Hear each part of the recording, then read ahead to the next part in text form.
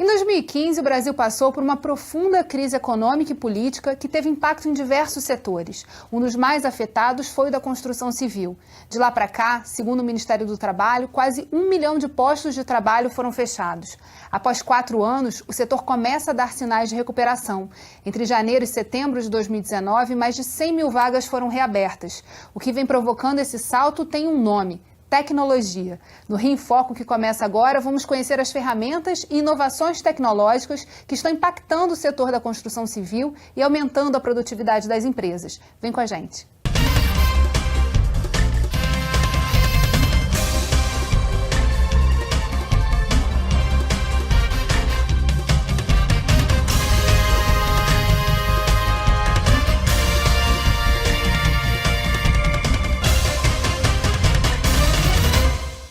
O Rio em Foco recebe o diretor de transformação digital da Cyrela, Guilherme Savaia. As Construtechs, startups que produzem soluções tecnológicas, têm como principal objetivo resolver problemas ou dores, como alguns profissionais preferem chamar, de empresas e indústrias do setor de construção civil. Só no Brasil são mais de 500 Construtechs atuando em 4 segmentos: mercado imobiliário, uso dos imóveis, obra e execução da construção e, por último, projetos e financiamento. Guilherme, como as Construtechs estão ajudando a revolucionar ou a trazer novidades para o setor da construção civil? Acho que elas estão trazendo um oxigênio novo para o nosso mercado. Nosso mercado passou por um boom, foi uma época de ouro, uma época em que ele cresceu e floresceu pelas mãos das grandes incorporadoras principalmente. Estou falando de 2006, 2007, 2008, 2009. E isso se esticou por mais um tempo, até o começo da crise, como você colocou. E a crise trouxe uma depressão muito grande para o nosso mercado. A crise afeta muito o nosso mercado. Mas ela também é uma oportunidade. Na Cyrela a gente sempre diz isso, né? A gente aprendeu muito com as crises. Nós estamos há 58 anos no mercado e crescemos e nos desenvolvemos muito durante as crises. Nessa crise específica, a gente se aproximou das startups. Eu estou contando um pouquinho o case de Cyrela para poder responder a sua pergunta. E foi uma coisa muito natural e quase oportunista. A gente precisava resolver alguns problemas, precisava contratar fornecedores e encontramos nas startups uma alternativa barata. Uma alternativa que, na época, pressupunha um pouco mais de risco, porque você está lidando com uma empresa que não tem um track record, que a gente chama, né, um passado tão grande assim, de realizações e etc., mas é um fornecedor com alto nível de tecnologia e com um custo muito mais acessível. E foi assim que a gente se aproximou desse ecossistema e começou a aprender e conhecer um pouco melhor. E a gente viu que tem muito empreendedor bom. A grande verdade é que o povo brasileiro é um povo muito empreendedor, em todos os níveis, né? Você pode, onde você andar nesse país, você vai ter gente querendo abrir seu próprio negócio e abrindo seu próprio negócio, isso sempre foi assim. A diferença de hoje com as startups é que existe um funding, né? Existe dinheiro para que isso aconteça, existe um framework de trabalho para que isso aconteça, existe mentoria para que isso aconteça. Então, hoje, uma pessoa com uma boa ideia de negócio e que aprende a identificar essas oportunidades de negócio dentro de uma cadeia de valor, ela montando montando um business plan, eu vou falar muitos termos em inglês, mas é porque desse mercado de inovação tem muita coisa em inglês mesmo, mas montando um plano de negócio para isso acontecer, ela, e apresentando para as pessoas certas, ela encontra quem queira investir naquilo, ela encontra pessoas que queiram fazer aquele projeto, tirar aquele projeto do papel junto com ela, de uma maneira muito mais rápida e inédita. E nesse caminho houve um processo de aprendizado também de como lidar e como chamar essas startups para poder solucionar problemas que vocês enfrentavam. Já dá para dizer que essa relação tá amadurecida? Não, a gente está aprendendo a cada dia. Quando você vai contratar um fornecedor numa empresa grande como a Cyrela, a área de suprimentos é envolvida, a área de compliance é envolvida, o jurídico é envolvido, todas essas áreas têm o seu modo de trabalho. E aí eles pedem, por exemplo, 3 anos de balanço do fornecedor, e uma startup não tem 3 anos de balanço. Então, foi preciso criar um caminho especial para trazer as startups.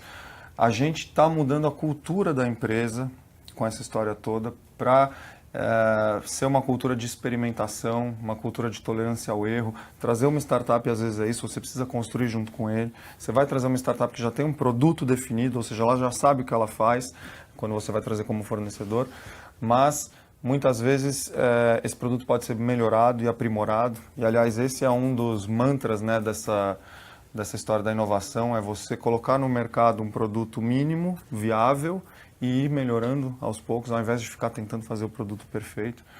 Então isso é uma coisa que a gente está construindo no dia a dia, mas que para nós está dando muito fruto, está sendo muito, muito recompensador. E, como eu falei, é realmente um respiro de oxigênio.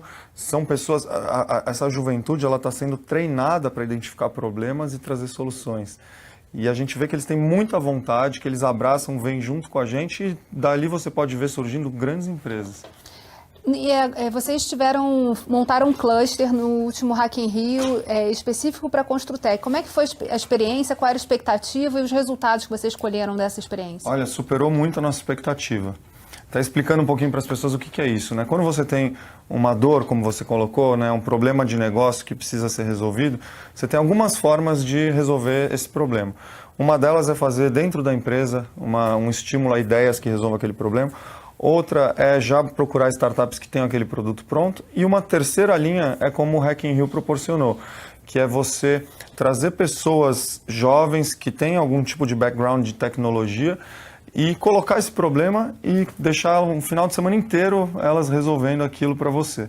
E foi o que aconteceu, e o que a gente viu de resposta, eu participei da banca julgadora, as ideias superaram muito, tanto as ideias quanto a forma de estruturar e a execução superaram muito o que a gente imaginava. Veio muita coisa legal e acho que podem sair boas empresas dali. E foi um trabalho conjunto, quer dizer, da Cyrela com outras construtoras que trabalharam nessa frente. Esse olhar setorial, ele está acontecendo? Quer dizer, a necessidade, o entendimento que a inovação é importante para a sobrevivência e para o desenvolvimento da construção civil, né? Sem dúvida, sem dúvida. Isso, para mim, é uma das coisas mais bacanas de tudo isso. A gente conseguir se enxergar como setor, saber que a gente tem que sair do buraco juntos e que a inovação pode ser um caminho para isso.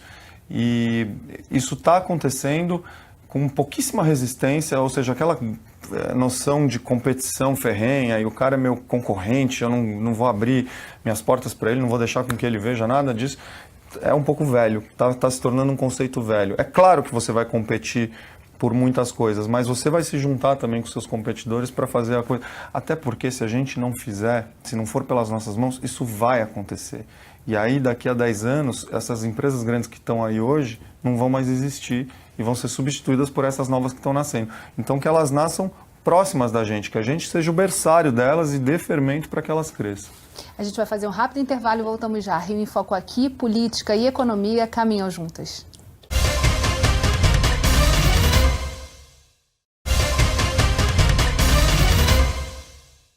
Voltamos com Guilherme Savaia. Lá no início do programa a gente falou dos 4 eixos, né, em que a inovação tecnológica soma. Eu queria que você trouxesse um pouquinho de exemplos, né, que foram construídos, por exemplo, no Hack in Rio. Que soluções são essas de que a gente está falando tanto aqui, para o telespectador conhecer um pouco mais de quais são as necessidades e as demandas do setor da construção civil? Tornar um pouco mais palpável, né? A nossa cadeia é muito extensa. A construção civil, ela impacta em 21% do PIB nacional. Então tem muita coisa a ser disruptada, a ser inovada, a ser melhorada. O Clayton Christensen, que é um grande papa da inovação, autor do Dilema do Inovador, ele diz que tudo que é complicado e caro vai ser revisto e inovado de alguma forma. E o nosso setor, em muitos casos, ele é complicado e caro. Por exemplo, o processo de vendas. O processo de vendas é uma coisa que vai sofrer uma alteração muito grande. A gente já fez o primeiro registro de imóvel em blockchain. A gente fez o primeiro registro de imóvel em blockchain aqui no Rio de Janeiro. Foi uma coisa que a RJZ Cyrela, nossa subsidiária aqui do Rio de Janeiro, conseguiu através de um cartório e de uma empresa, Growth Tech. E isso é o primeiro passo para que o processo de compra e venda seja extremamente simplificado. Tem pessoas que não mudam de casa porque tem preguiça da burocracia de fazer isso. Então, se a gente tira, se você simplesmente fala, poxa, é bacana morar numa casa diferente, eu tenho condição financeira para isso, o resto, a tecnologia vai se encarregar, vai ser muito mais fácil. a gente precisa também, uma coisa que a gente olha muito, que a gente está muito de olho, é na tendência do usufruir versus ter a posse. Então, a gente entende que existe uma demanda por aluguel subindo cada vez mais. As novas gerações têm esse desejo de usufruir ao invés de necessariamente possuir o bem. De qualquer forma, os prédios vão precisar ser construídos e vão ser ocupados. A diferença é quem vai comprar se vai ser o investidor ou se vai ser o usuário final. Então, isso é uma coisa que a gente está olhando muito e tem muitas startups trazendo facilidade para isso também. É outro processo bastante complicado. Tem o co-living, que eu acho que é uma coisa super interessante, a gente tem estudado bastante. E São Paulo tem mais exemplos do que no Rio, né? Por enquanto, sim, mas a gente tem visto que o co-living ele começou na moradia estudantil, que é o mais óbvio, né? A pessoa sai da cidade, vai para um outro lugar e precisa dividir o apartamento por custos e tal. Mas ele está abrangendo um público muito maior, ele está abrangendo o público sênior, a pessoa que ficou viúva, a pessoa que se separou, que ela tem desejo de morar com alguém. Ela poderia morar sozinha, mas por evitar a solidão, ela quer morar com alguém. Sabe aquela história? Eu poderia ir para um hotel, mas eu vou para um hostel porque tem a turma do shopping.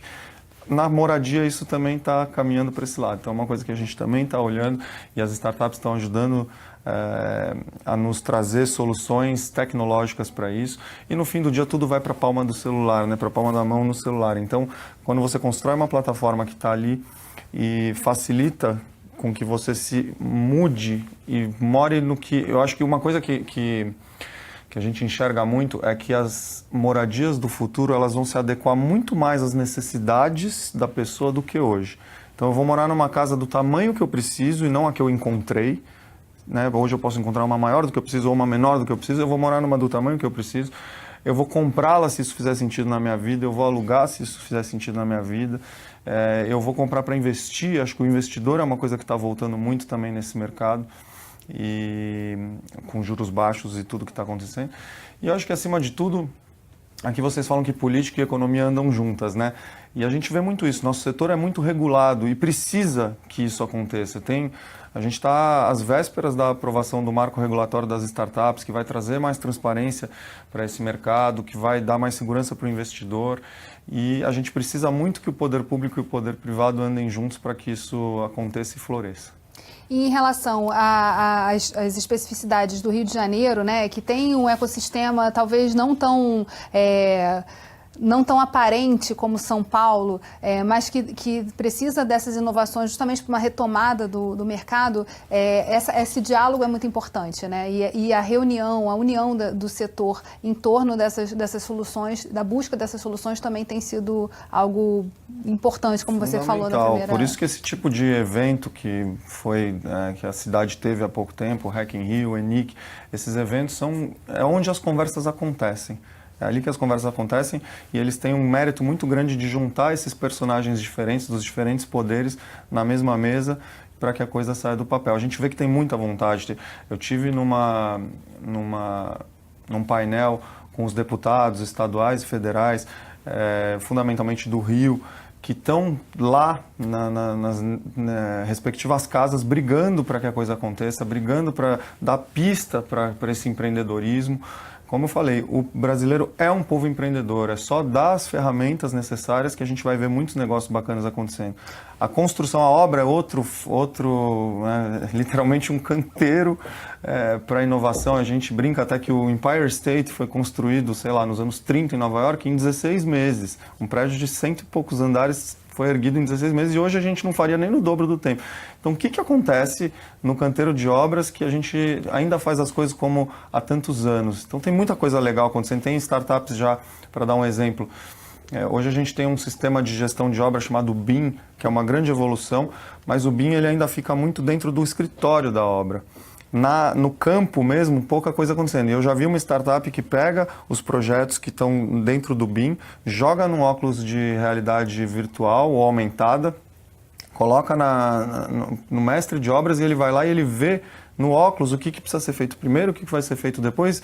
Isso agiliza muito a obra e permite uma economia de tempo, material e etc. Então, acho que esse é um outro campo que a gente vai ver muita coisa acontecendo.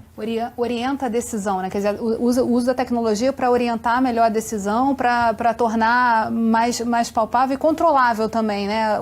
As possibilidades de erro. Isso. Agora, em relação a essa questão do canteiro de obra, quando a gente fala da entrada de mais gente nesse mundo do digital, a gente fala também do perigo da exclusão, né, das pessoas que não estão vivendo essa realidade.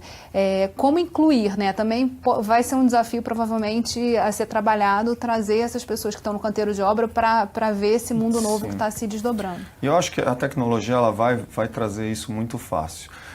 Vou dar um exemplo, eu acho que tem a Amy Webb, que é uma futurologista americana, ela falou num evento que eu tive em Austin, no Texas, no South by Southwest, ela falou, para você enxergar o futuro de um setor, você precisa olhar para o futuro de vários setores, não só daquele. Então, a gente sempre pega exemplos de outros setores. Por exemplo, o comando por voz. Hoje tudo está migrando para que a gente comande as máquinas por voz. Isso é extremamente inclusivo, porque uma pessoa que não tem essa facilidade com tecnologia, se ela compra um equipamento complicado e ela precisa estudar o manual e fazer a coisa acontecer, ela já fica é difícil. Fora. Mas se ela disser para aquele equipamento, olha, faça isso, faça aquilo, o equipamento entender com inteligência artificial e responder ao comando, é muito mais fácil. Então é um exemplo de como a tecnologia inclui. E eu acho que isso vai acontecer também na obra. E aí, só complementando uma coisa assim, a importância de juntar todos os envolvidos numa mesa só. O empreendedor, a única coisa que ele precisa é enxergar um caminho. E quem dá esse caminho somos nós. Ele precisa enxergar que se ele... Eu vou dar um exemplo. Os jovens todos queriam fazer fintech, né, os empreendedores. E a gente mostrou que Construtech pode ser interessante, pode ser sexy também. Essa é uma iniciativa do nosso setor. Para isso você mostra que tem mercado, que a gente vai pegar na mão deles e apresentar para grandes players e potenciais clientes, que a gente vai dar mentoria, que a gente vai dar mão de obra, que a gente vai dar assessoria jurídica. Quando ele vê tudo isso, ele vem com tudo.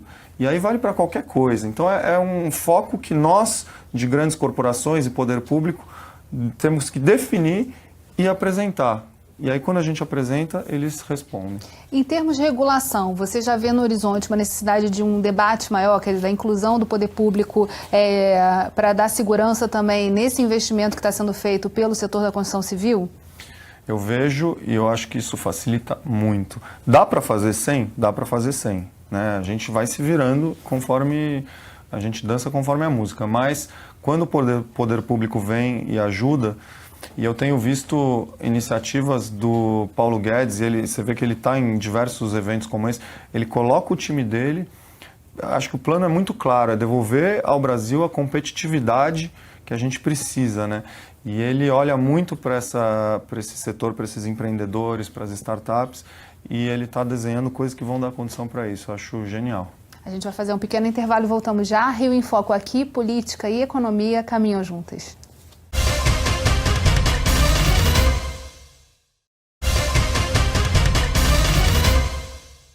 A gente falou um pouquinho aqui sobre a importância, sobre como o setor da construção civil está atraindo os empreendedores de startups para olhar o setor da construção civil e apresentar essas inovações.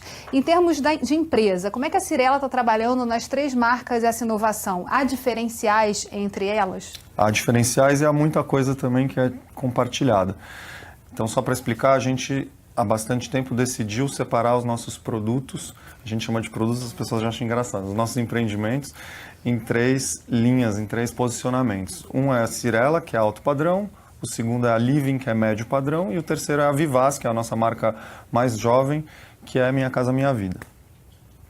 E foi muito interessante tomar essa decisão de separar em marcas diferentes, porque de fato são mundos diferentes. O cliente do Minha Casa Minha Vida, por exemplo, ele é um cliente que precisa de muito mais amparo junto ao produto financeiro, que a gente chama, ao como pagar o apartamento, do que de fato a decisão de compra do imóvel. A decisão já está tomada. A partir do momento que a gente conta para ele que ele pode comprar, ele fica assim radiante, felicíssimo, mas aí a gente precisa pegar na mão e dizer como que ele pode pagar isso, como é que vai funcionar isso. É um fator de muita ansiedade, porque é uma dívida muito grande que ele vai contrair por muitos anos.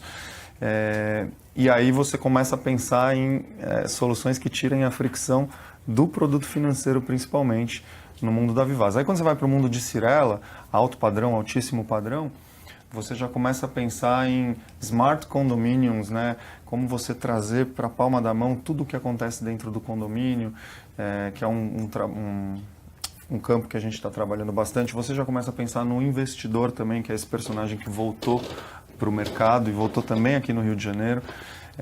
E como é que você oferece para ele uma solução, por exemplo, ao invés de eu vender para ele só o hardware, né? Você quer comprar um apartamento em Botafogo? Quero comprar um apartamento em Botafogo. Para investir? Para investir. Você vai fazer o quê? Você vai revender ou vai alugar? Vou alugar. Você vai alugar? Você quer que eu maximize esse aluguel para você? Eu posso plugar numa plataforma de co-living, por exemplo. Ao invés de alugar para uma pessoa, uma família, e se essa família sai, você fica com o apartamento vazio, você aluga para 3 pessoas. E se um sai, você continua com outros 2. E talvez, alugando para 3, você receba um total de aluguel maior do que alugando só para uma família. Quer que eu plugue numa plataforma de hospedagem de curta temporada e eu opere isso para você? Isso ainda não existe, mas são coisas que a gente está olhando. Então, sim, existem diferenças, mas tem uma coisa que é comum a todas elas, que é trabalhar a cultura da empresa. Isso é fundamental. Os funcionários da empresa precisam estar abertos à inovação, porque ela vai chegar. E quando ela chegar, eles precisam abraçar, porque a reação normal do ser humano é refutar. A gente não gosta de mudança. Isso eu já vi, isso não vai dar certo, não acontece assim, não é assim que funciona, é uma resistência muito comum. É uma resistência, né? Natural. Agora, a gente tem uma certeza, daqui a 10 ou 12 anos, 90% do que a gente faz na Cyrela, a gente vai fazer de forma diferente. 90%. E aí você tem 2 caminhos. Ou você troca 90% do time, ou você pega esse time que já está dentro de casa, que já é aculturado, que já tem os valores da empresa, e ensina a fazer diferente. E é isso que a gente está fazendo. A gente tem um concurso de ideias interno para responder aquelas dores que eu coloquei para você. A gente tem treinamento em design thinking, em lean startup, em prototipagem. A gente tem uma aceitação ao erro, que é super importante. O erro que não pode ser previsto. O erro que poderia ser previsto não é aceitável, mas o erro que é imprevisível, quando ele acontece, é super aceito, a pessoa tentou. E isso está estimulando realmente o ambiente interno. A gente teve 2 startups nascendo dentro da empresa já. A Cashme, que é uma de home equity, a gente empresta dinheiro para quem precisa de dinheiro e tem um imóvel para dar em garantia, que surgiu de uma ideia interna. E o Mood-me, que surgiu de uma ideia minha, que é o primeiro site de casamento que a pessoa consegue pedir o apartamento de presente na lista de presentes. Então, ela ganha cotas do apartamento. E essas 2 empresas só aconteceram porque o ambiente foi muito preparado para isso e muito estimulador a isso. E é interessante essa possibilidade, né, de criar dentro da sua rotina e poder também abrir outras oportunidades de desenvolvimento. Então, e você sabe que tem um caso muito famoso no mundo que chama Naspers. É uma empresa de mídia sul-africana, jornal, revista, etc. Ou seja, um business bem antigo, uma empresa de 100 anos, que ela resolveu abrir para a inovação já há bastante tempo e começou a entender o que estava acontecendo no mundo e comprou um percentual de uma empresa chamada Tencent na China, que é a dona do WeChat. Hoje, esse percentual que ela tem da Tencent vale mais do que o grupo inteiro da Naspers. E olha que a Naspers é dona da OLX no Brasil. É uma empresa muito grande. Só que ela foi lá atrás e falou, eu acho que tem coisa nova acontecendo que pode ser interessante, comprou um pedacinho para garantir. E hoje vale mais do que o resto da empresa inteira, só esse percentual que ele tem da Tencent. Então a gente acredita muito nisso. A gente acredita que você tem uma empresa grande, que é a Cyrela, uma empresa relevante no mercado. Hoje ela é relevante, hoje ela é grande, a gente faz de tudo para que ela continue, mas nada impede que você plante sementinhas em outros campos correlatos ao seu, dos quais você entenda e que você possa, inclusive, plugar essas novas empresas dentro do seu ecossistema, isso já fazer com que elas ganhem clientes e cresçam e floresçam, ou nasçam dentro da empresa, e que lá no futuro a gente não sabe o que vai acontecer. Talvez fiquem maior do que a própria Cirela. E que é uma coisa muito interessante, né? Porque quando as pessoas falam de startups, da possibilidade de escalar que esses empreendimentos têm, eles ignoram um pouco o papel da grande empresa para liderar esse movimento. Quer dizer, precisa haver demanda para que os problemas... você precisa ter grandes problemas para construir grandes soluções. Então, exato, é um processo que não existe desconectado. E perceber que um setor, que é um setor responsável por uma parte importante do PIB brasileiro, já está olhando para isso, eu acho que é um fator muito importante, né? Pensar como é que a gente pode colaborar também nessa tríplice hélice da academia, das empresas, das universidades, né? Das empresas e do setor público, para poder desburocratizar, simplificar, facilitar o acesso e essa relação que precisa existir entre essas empresas. E treinar os empresários, promover eventos, porque tem coisas que mudam a chave na cabeça. Eu falo, por exemplo, eu dei uma palestra outro dia contando a história do Moodme, que é esse site de casamento. O Moodme, ele não é só da Cirela. A gente fechou parceria com 17 incorporadoras para colocarem os seus produtos lá, para que quando a pessoa que vai casar faça a sua lista, ela encontre várias opções de imóveis para escolher e colocar na lista. E foi super fácil, na maior parte dos casos, trazer esses outros, que são meus concorrentes, né? Volta porque a gente falou lá atrás, trazê-los para dentro do site para colaborar nesse projeto junto. Mas alguns não abriram nem a porta. A gente marcava uma reunião, posso te contar um projeto novo que a gente está fazendo? Não queremos escutar. Poucos, bem poucos, graças a Deus. Mas você vê como a empresa é fechada. Hoje o mundo é um mundo de quem é aberto, de quem está aberto às ideias, está conectado. E aí quando você faz um evento, você traz os empresários, essas coisas, a chavinha vira. E eu até, depois recebi um feedback de um desses empresários, ele falou, cara, foi muito legal você ter falado isso, porque eu realmente era uma empresa super fechada e hoje eu recebo todo mundo.